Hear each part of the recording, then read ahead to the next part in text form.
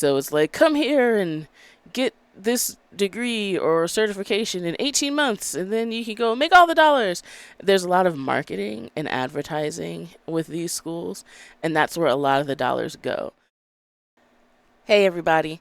It's Dr. Leah with another episode of And I Should Care Because, the podcast where we talk about higher ed policy changes and I help you navigate those changes one news article at a time. Make sure that you look at the description box. It tells you what I'm talking about in terms of an article that I'm referencing or other goodies that I decide to put down there. It also tells you how to connect with me. So if you want to connect with me, then you can look down there and see how to do that. All right. So today we are kind of doing a little bit of a series. And I say this all the time in class, and I've also said it in episodes.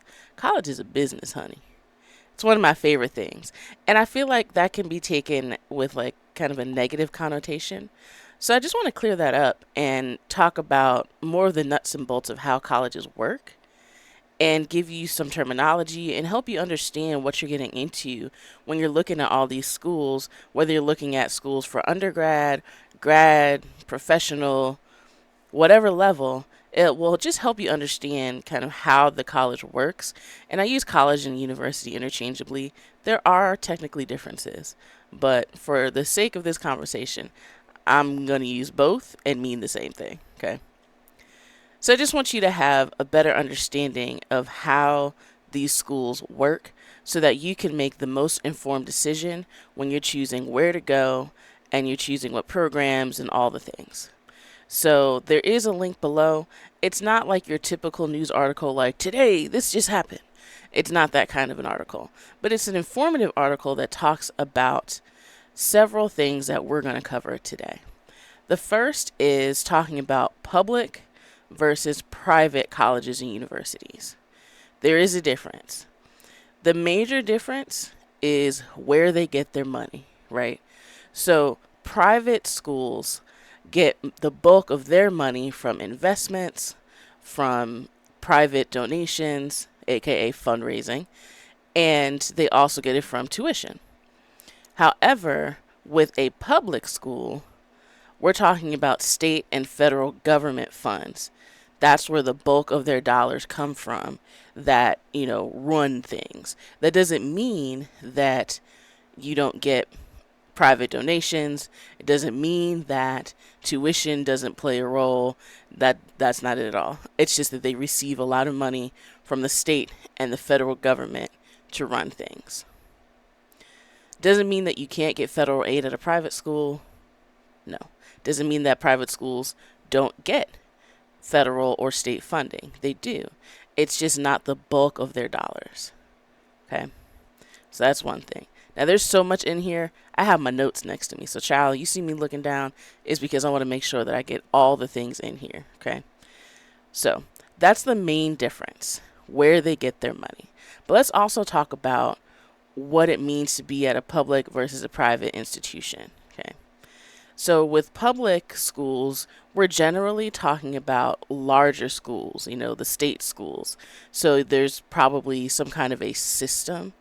So in North Carolina, for instance, there's the UNC system, the University of North Carolina system. And all of the public schools are part of this system. And they have a chancellor at each institution, and then there is a president that oversees the whole thing. So there's, governing bodies and this, that, and the third. So it's a whole big deal. Most states have something like that. Maybe you don't have chancellors and whatever, but there's some kind of statewide network that connects all of the state colleges and universities together, and they can pool resources and all the things. So, what does that mean for you as a student?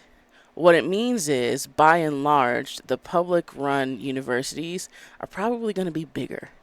They've got money, and there was a land grant way in the back, like we're talking 1800s, where these public institutions were given a lot of land and resources to build these huge, sprawling campuses. So you're going to have lots of resources and amenities like on-campus housing. You're going to have, performance centers and all this other stuff. And a lot of this stuff the community can come and use too. So that's a public university or college. And again, this doesn't mean that there's no overlap between public and private. We're just talking about sweeping generalities here. So don't get caught up in, well, this school has that. Don't come for me. We're talking about in general so that you have more of an idea of what you're getting into. Some public universities and colleges are smaller, some are bigger. But in general, you're going to see bigger ones. All right. So that's what we're talking about here. What else does it mean for you? So there's a lot of stuff around, right? There's a lot of amenities. That also means that there's likely going to be a lot more majors to choose from. So if you're looking for something that's more on the obscure side, you'll probably find it at a larger public institution than at a private place. There's also a lot more students. Enrollment is usually higher, and that means more student organizations and clubs. So there's more of a chance of finding something that suits you because there's just so many people and so many different things to do. Depending on who you are and what you're looking for, that can be a really big plus, or it can be a huge detractor. Maybe you don't want to be around all those people. Maybe you don't want to have access to so many things because it paralyzes you and you don't know how to choose and just stick with one thing. You're like, oh, but there's 900 other things to try. Ah! Like, if that's you, then maybe going to a big public institution isn't for you, and you want something smaller that may feel more manageable. I digress. What else does it mean for a public institution? Well, because you're getting state and federal funding, there's going to be in-state versus out-of-state tuition, not intuition. Come on, get with it, Dr. Leah. In-state tuition is going to be cheaper. So if you are a resident of California, then going to one of the California schools is going to be cheaper than going to a big public school in Michigan, like University of Michigan. Okay, you're going to be paying out-of-state tuition if you go to University of Michigan, whereas if you stay in California, you're going to be paying in-state tuition. And that really does mean something. So that doesn't mean that, you shouldn't apply to somewhere out of state, but you will likely have less debt afterwards if you're doing the in-state deal because your tuition is already starting off cheaper. And then you can still do federal aid. You can be eligible for scholarships, this, that, and the other. And I think that's a win. So if you like where you live, or if you want to get further away and you live in a big state, you can go to a state school, still be in state, but get away from the people you don't like. No. I mean, some people for real be like, I'm running. I don't want to be here no more. And I understand that. But in-state schools are, they provide a little bit of relief on the wallet because them loans are going to come and get you after you're done. So lots of things to consider when we're talking about public schools. There's, again, a lot of variation. This is not hard and fast. If you're a public institution, it's going to be big, but a lot of them are. There are smaller state colleges that are not, sprawling campuses. And that's totally fine too. Another plus to a public university, and I should say a well-funded public university, because that's kind of one of the drawbacks, is that research is usually a focus there. So there's usually a medical school, there's usually law school, there's all kinds of research going on in all the departments. So if you're interested in that kind of thing, there's a lot of research that you can get your hands dirty with. Now, it doesn't mean that you're going to get into the lab because there's a lot of people competing for those spots. But there's a whole lot of research going on and a whole lot of interesting stuff that you can be a part of, which means that, I think that's an advantage if it's what you're trying to get into and you already know that before you apply. Or maybe you're transferring from, a community college or some other school to a larger university for the reason of having access to more resources. So typically speaking, you're going to have, a lot more, and this is from my STEM experience, you're going to have a lot more resources when it comes to research on a larger public university campus than you will on a smaller state college or even a private college campus. Doesn't mean that, some private colleges aren't super well funded and have crazy resources, but by and large, you're going to see, this equipment is expensive. So you need the dollars to back it, to buy it, and to actually maintain it. And oftentimes, public universities will provide services to smaller schools, so they'll have these cores where you can submit samples and whatever, and that brings in some revenue for upkeep as well. So we've covered a lot, and I like to do my notes. So hopefully that will help you in sorting through, what it means for a public school, private school, and then some of the other terminology we're going to get into. Next thing, private. So we already kind of talked about public, so you can guess that private is the opposite-ish. Private, we already said the money comes primarily not from the government. Doesn't mean they don't get any dollars from the government, but that's not where the bulk of their dollars come from. So we're talking about investments, we're talking about private donations, and tuition. The price tag is usually a little bit more hefty, but again, you can still get federal aid. There's merit scholarships and all kinds of things. There's programs sometimes for low and middle income folks, so that reduces the amount of tuition that you have to pay. So don't let the price tag scare you. Um, Enrollment is typically smaller, much smaller. We're talking about public schools having, tens of thousands of students, whereas a small private college might have, 2 or 5,000 students. So we're talking about a much smaller school, smaller class sizes, so you're not going to be lost in a huge lecture hall where there's 150 of you. Um, and that also means that there's probably going to be fewer majors. There may not be all of the amenities that you might see at a public institution, just because the campus isn't as big and there aren't as many people to support it.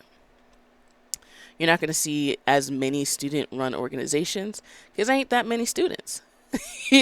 So it's like, it makes sense, right? Like, if you're a family and let's say that you have, you know, 2 siblings, you're not going to need to buy the same amount of food and keep the same amount of food on hand to feed everybody as if you have 12 siblings. That's a lot of mouths to feed, okay? So it's kind of the same thing with public and private. Private schools tend to have much lower enrollment, so they don't have all of the things that you would normally see on a public campus, just because your audience is much smaller, and that means that their needs, the range of needs, is smaller. So that's really all that there is.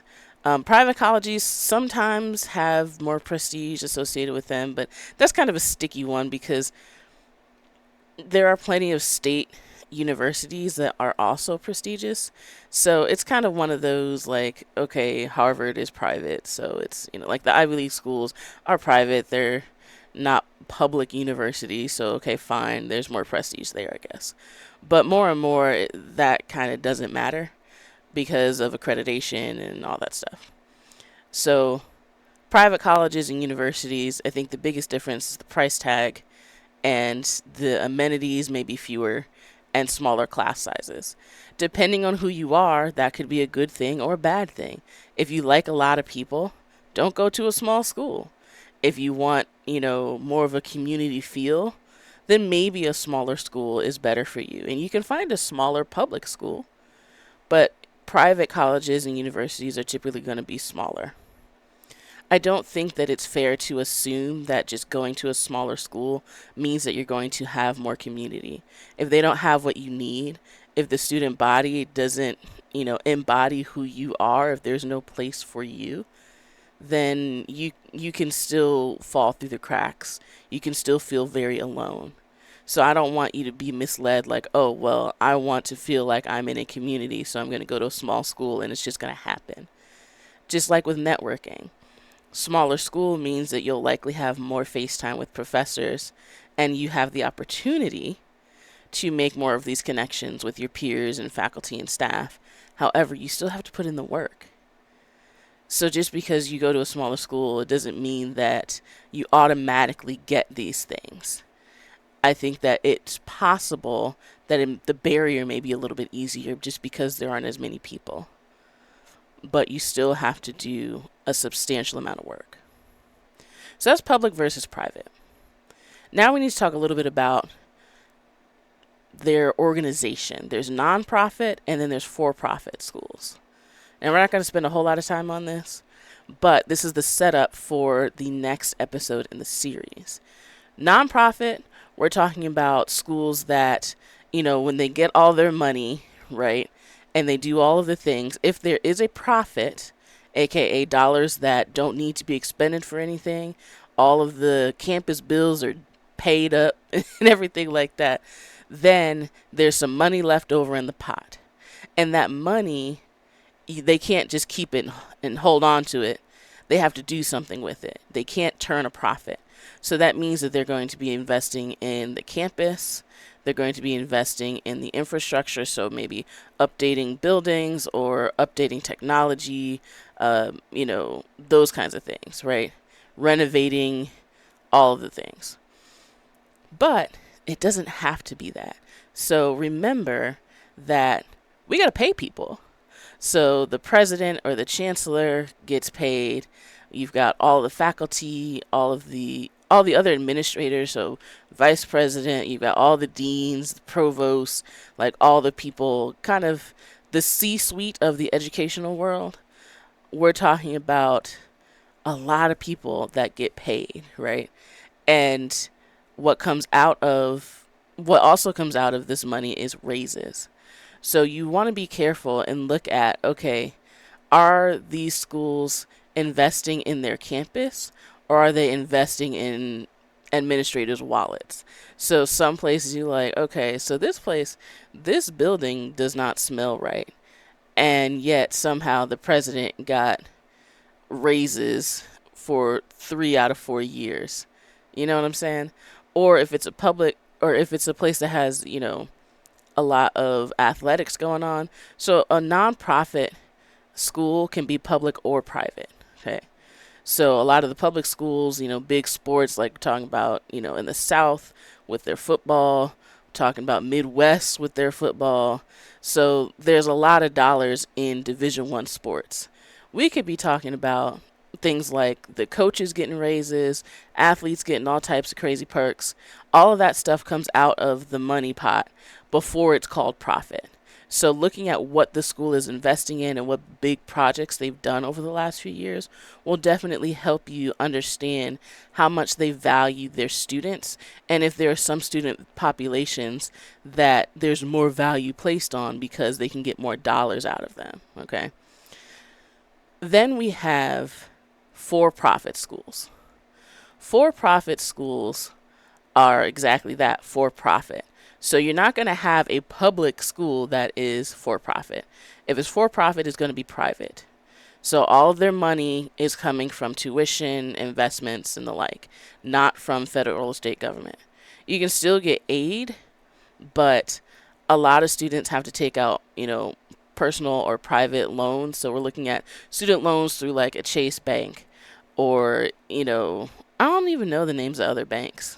I don't even mess with Chase. There isn't one in my state. It's just that's the only bank name that I know. Anyway, you're looking at getting a lot of private loans. And typically the for-profit schools have a lot of career-oriented programs and degrees. So it's like, come here and get this degree or certification in 18 months and then you can go make all the dollars. There's a lot of marketing and advertising with these schools, and that's where a lot of the dollars go. So it's not necessarily towards investing in the campus or the people that work the campus or even updating, their technology to be on the vanguard or the forefront of whatever careers that they're trying to make these programs for, but they actually use a lot of this money for advertising. So for-profit schools can be a trap, and I want you to be warned before you consider, giving them your dollars. And that's actually going to be the topic of the next episode, talking about higher education and some of the accountability that is involved with some of these programs in schools. Since I always say college is a business, we need to understand what that means. So, knowing what the structure of these colleges and universities are, and then where the money comes from, who the audience is, what they're doing with their money. All of these things are things that you care about when you think about a business that you want to support. Especially nowadays, like a lot of people are thinking more about what the businesses that they support are doing with their money. Who, what politicians are they giving money to?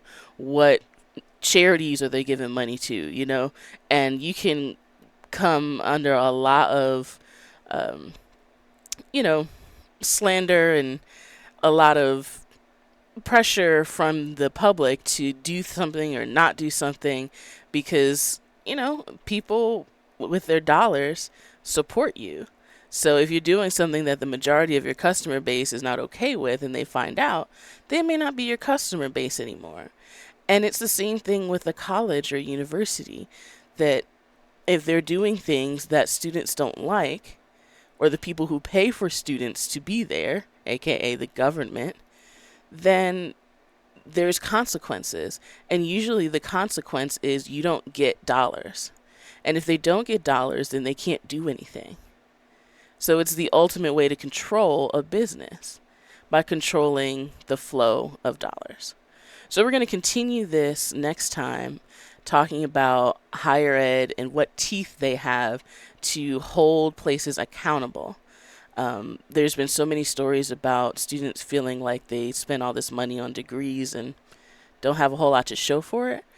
And I think that understanding what some of the accountability traits are, as far as, what the government can do and what some of their requirements are, might be helpful, and it may give you some encouragement, and it may give you some more things to watch out for as you're making your decision about where to go, or to if you want to stay where you want to stay or move somewhere else, or if you even want to go back to school in the first place. So keep it locked. We're going to talk about this some more. College is a business, but that doesn't mean that it isn't for you. It doesn't mean that it's a bad place. You just have to keep in mind what their goals are. And if their goals don't align with your goals, then maybe it's not for you. All right, we're going to stop it here. Let me know in the comments what you think, if this was helpful for you, if you were like, dang, I didn't even know that that's how that worked, or for-profit college, what does that even mean? So let me know in the comments what you're thinking and what might be helpful. What questions do you have about how colleges work and kind of the underlying stuff that happens behind the scenes?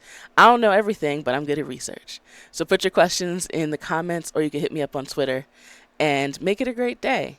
Have a great one. Make it great for someone else. And I'll see you back here soon. Bye.